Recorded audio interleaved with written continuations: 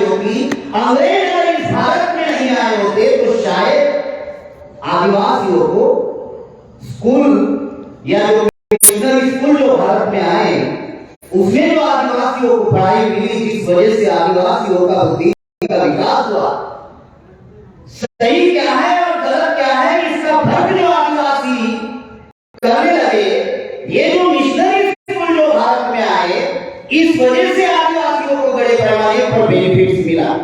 मैं मिशनरी मतलब Christian missionary लोगों की मैं ये नहीं कह रहा हूं, बल्कि एक बात मैं आप लोगों को बता रहा हूं कि आरएसएस बीजेपी के लोगों ने कभी भी आदिवासी एरिया में उनके विकास के लिए, कल्याण के लिए कोई स्कूल नहीं खोली।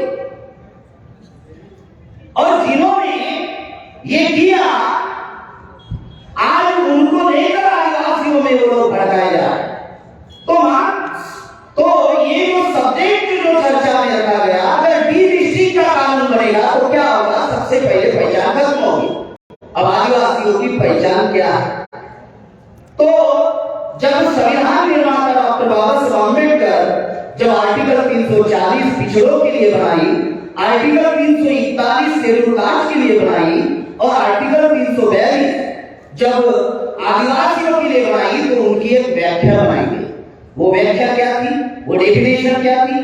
जो एजुकेशनली बैकवर्ड, जो सोशली बैकवर्ड, जिनमें ट्राइबल ट्रेड के गुण है, जिनमें टेरिटोरियल पोजीशन है, जिनमें डिस्टिंक्ट कल्चर है, उन लोगों को आदिवासी कहा जाएगा। उनका शेड्यूल बनाया गया, उनकी लिस्ट बनाई गई और उनको शेड्यूल ट्राइब ये नाम दिया गया। ये संवैधानिक पहचान उनको भी दिया।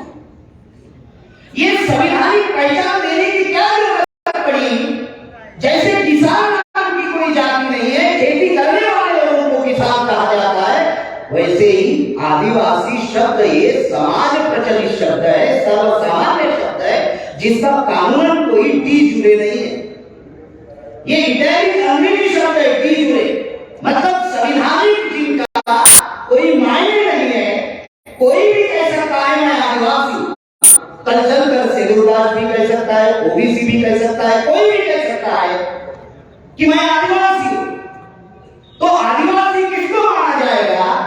इसीलिए डॉक्टर बाबा साहब अम्बेडकर ने ये कानूनी शब्द दिया, शेड्यूल ट्राइब। ये हमारी संवैधानिक पहचान है। अब डी-लिस्टिंग जब लागू होगी तो क्या होगा? जनजाति के लिस्ट में से आदिवासियों को निकाला जाएगा। अब कौन से आदिवासियों को निकालना चाहते हैं? जिन आदिवासियों ने क्रिश्चियन धर्म अपनाया, कुछ आदिवासियों ने मुस्लिम धर्म अपनाया, कुछ आदिवासी बुद्धिस्ट बने हुए।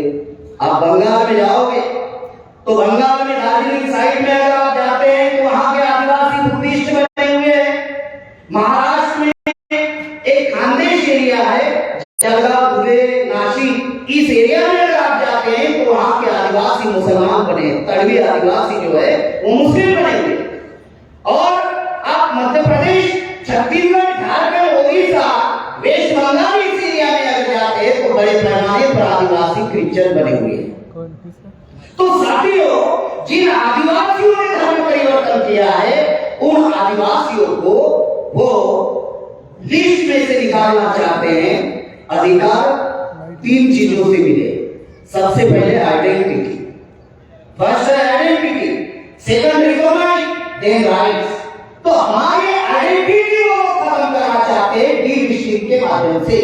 अगर आइडेंटिटी खत्म हो गई तो हमारी पहचान खत्म हो जाएगी, और पहचान अगर खत्म होगी तो हमारे संवैधानिक अधिकार खत्म हो जाएंगे।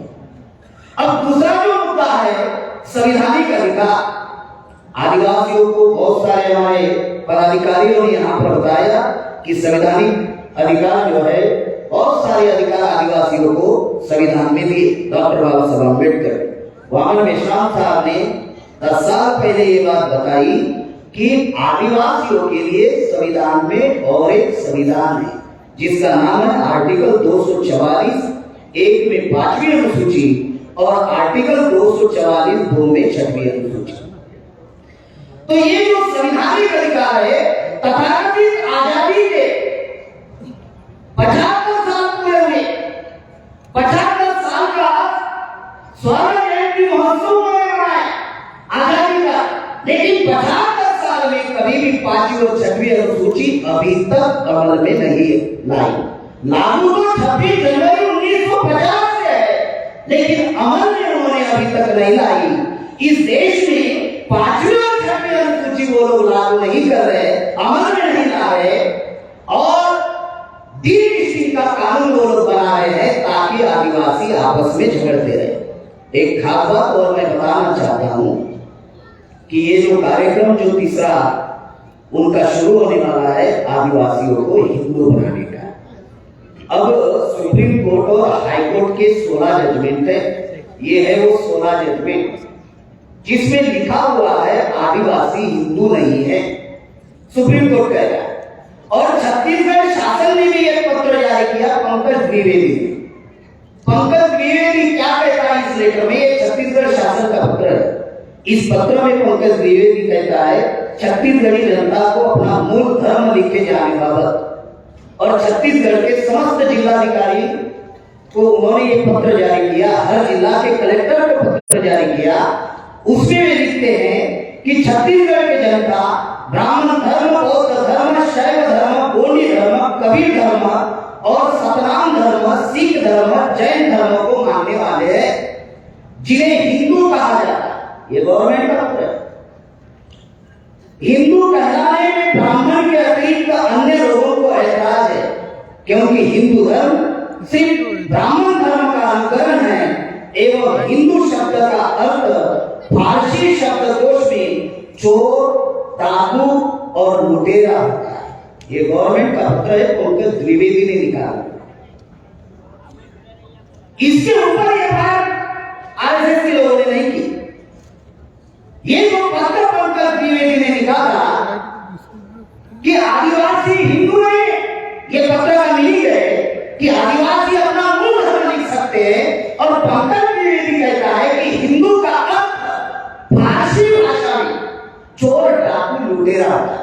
इसके ऊपर एफआईआर नहीं की, लेकिन हमारा 4 सितंबर को जब पूर्व कार्यक्रम था, राष्ट्रीय आदिवासी एकता परिषद का राज्य अधिवेशन था, और उस राज्य अधिवेशन में यही बात मैंने कही कि हिंदू धर्म नहीं है, हिंदू धर्म ब्राह्मण धर्म है, और ब्राह्मण धर्म के जो बनाए हुए आर्टिफिशियल भगवान है वो आदिवासी के भगवान नहीं है। ये बात कही तो आरएसएस के लोगों ने कहा है। साथियों, जो बातें आप लोगों को बताई जा रही है कि आदिवासी हिंदू नहीं है, हाईकोर्ट और सुप्रीम कोर्ट के 16 जजमेंट है, ये छत्तीसगढ़ का भी पत्र है, और बहुत सारे ऐसे पुरावे हैं जिससे ये साबित होता है कि आदिवासी हिंदू नहीं है। तो इस बात को हम लोगों को ध्यान में रखना बहुत जरूरी है कि ये जो धर्म परिवर्तित जो आदिवासी है, धर्म परिवर्तित आदिवासियों को लेकर जो प्रोपेगेंडा बनाया जा रहा है, उस पर लेकर सुप्रीम कोर्ट क्या कहता है? सुप्रीम कोर्ट 14 नवंबर 1964 में एक जजमेंट आया सुप्रीम कोर्ट का, आदिवासी अगर ईसाई धर्म को मानते भी है तो उनकी जाति नहीं बदलेगी और वो आदिवासी या अनुसूचित जनजाति ही रहेंगे। ये सुप्रीम कोर्ट का जजमेंट है। दूसरा जजमेंट है सुप्रीम कोर्ट का, केस नंबर 10,367/2010, ये 5 जनवरी 2011 का। इस जजमेंट में ये कहते हैं कि आदिवासी हिंदू नहीं है, और संविधान आदिवासी संस्कृति, बोली भाषा, देवी देवता संबंधी मान्यता, पूजा पद्धति, परंपरा, रीति रिवाज, पुरातत्वीय शोध, मानव वंश शास्त्र, शरीर रचना, विज्ञान, वंशीय इतिहास, डीएनए रिसर्च इत्यादि सभी तरह से सिद्ध हुआ कि आदिवासी आर्य धर्म, ब्राह्मण धर्म, हिंदू धर्म नहीं है। ये सुप्रीम कोर्ट का जजमेंट है। अब सुप्रीम कोर्ट कह रहा है आदिवासी हिंदू नहीं है, और आरएसएस विश्व हिंदू परिषद और बजरंग दल के लोग आदिवासी के एरिया में जाकर आदिवासियों को हिंदू बनाने का वो लोग कार्यक्रम कर रहे हैं। तो हमारा सवाल है, क्या सुप्रीम कोर्ट से मोहन भागवत बड़ा है? क्या सुप्रीम कोर्ट से आरएसएस बड़ी है? जो सुप्रीम कोर्ट को समझ में आ रहा है वो मोहन भागवत को समझ में नहीं आ रहा है, वो आरएसएस विश्व हिंदू परिषद के लोगों को समझ में नहीं आ रहा है। जो जनजाति सुरक्षा मंच जो उन्होंने बनाया, ये जनजाति सुरक्षा मंच में जो आदिवासी काम कर रहे हैं वो आरएसएस के कैडर है। साथियों, दूसरा जो सब्जेक्ट है सिद्धू कानू का आंदोलन करती आबा बिरसा मुंडा का आंदोलन, आदिवासी क्षेत्रों में बढ़ रहे ब्राह्मणी घुसपैठ का सशक्त विद्रोह था। एक खास बात इसमें समझना बहुत जरूरी है कि आदिवासियों का अभी तक सिविलाइजेशन नहीं हुआ। 1250 से आदिवासी लड़ाइयां लड़ रहे हैं, करीबन 1250 आदिवासियों ने लड़ाई लड़ी 750 साल में। अंग्रेज आने के पहले हम लोग ब्राह्मणों के गुलाम थे, अंग्रेज काल में तो हम दो ही गुलाम थे। तो 750 साल में आदिवासियों ने 1250 और 1250 जो लड़ाइयां लड़ी, वो लड़ाई का एक सेंटर पॉइंट क्या रहा कि जिन जिन लोगों ने आदिवासियों की कला, सभ्यता, संस्कृति, अस्तित्व, जल जंगल जमीन खत्म करने की कोशिश की, उनके विरोध में आदिवासियों ने विद्रोह किया।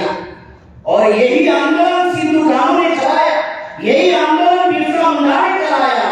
क्योंकि जो धीकू लोग थे, धीकू ये मुंडारी शब्द है, उनको हिंदी में त्रिवर्णीय कहते हैं, ब्राह्मण क्षत्रिय वैश्य सावकार लोग कहते हैं। इन लोगों ने आदिवासियों की कला, सभ्यता, संस्कृति, अस्तित्व खत्म करने की कोशिश की, जल जंगल जमीन छीनने की कोशिश की। इस वजह से आदिवासियों ने इनके विरोध में विद्रोह किया।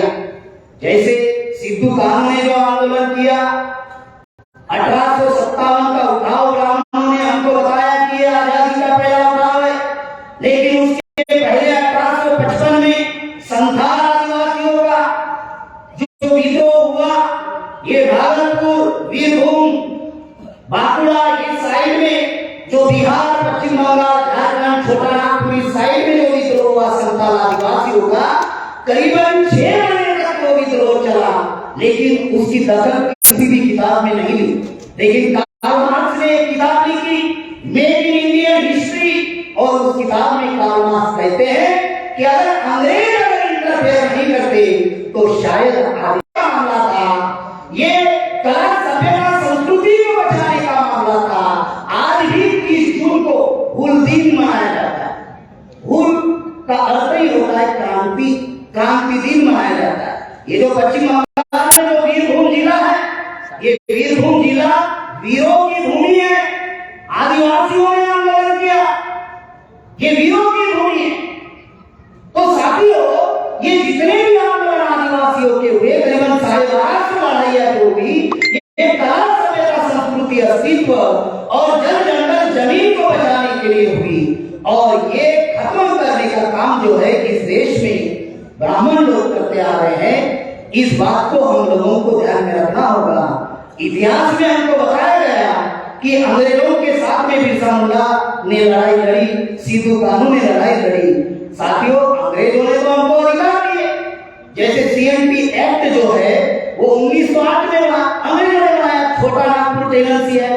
एसपीटी एक्ट जो है वो 1949 में बना है, तो इसकी शुरुआत ही अंग्रेज काल में उनकी संथाल प्रधान टेनेंसी है। तो अंग्रेज हमको अधिकार दे रहे थे। इसमें जो एक चीज मैं बताने की कोशिश कर रही थी, अंग्रेज सिविलाइज एरिया में थे, आदिवासी का अभी तक सिविलाइजेशन नहीं हुआ है। तो अंग्रेजों के विरोध में आदिवासियों का आंदोलन होने का मामला ही नहीं था। लेकिन ब्राह्मण लोग जो है, धीकू लोग जो है, वो अंग्रेजों को गलत इंटरप्रिटेशन कर रहे थे। क्योंकि आदिवासी समाज को अंग्रेजी नहीं आती थी, अंग्रेजियों की भाषा अंग्रेजी थी, और आदिवासी समाज में पढ़े लिखे लोग ना होने की वजह से उनको अंग्रेजों की बोली भाषा समझ में नहीं आती थी। और आदिवासियों की जो संथाल, मुंडा, गोंडी जो भी बोली भाषा है वो अंग्रेजों को समझ में नहीं आती थी। इसलिए लर्न ब्राह्मण, जो पढ़े लिखे ब्राह्मण जो बीच में थे, वो गलत इंटरप्रिटेशन करते थे। इस वजह से हम लोगों को, हमारे इतिहास को साथियों गुमराह किया गया। इसलिए चौधरी विकास पटेल जी कहते हैं कि भारत में सबसे बड़ा जो घोटाला हुआ वो इतिहास का घोटाला हुआ। इसलिए राम मेश्राम साहब कहते हैं कि हमें इतिहास पुनर्जीवित करना पड़ेगा और हम लोग साथियों कोशिश करेंगे। लास्ट में मैं सिर्फ एक ही बात आप लोगों को बताना चाहता हूं कि साथियों, सफलता के लिए 3 चीजों की जरूरत है। शक्ति संगठन की, आज देशव्यापी संगठन हम लोगों ने बनाया, 31 राज्यों का, 567 जिलों का, करीबन 1.5 लाख गांव तक शाखाएं हैं। समर्थन जनता का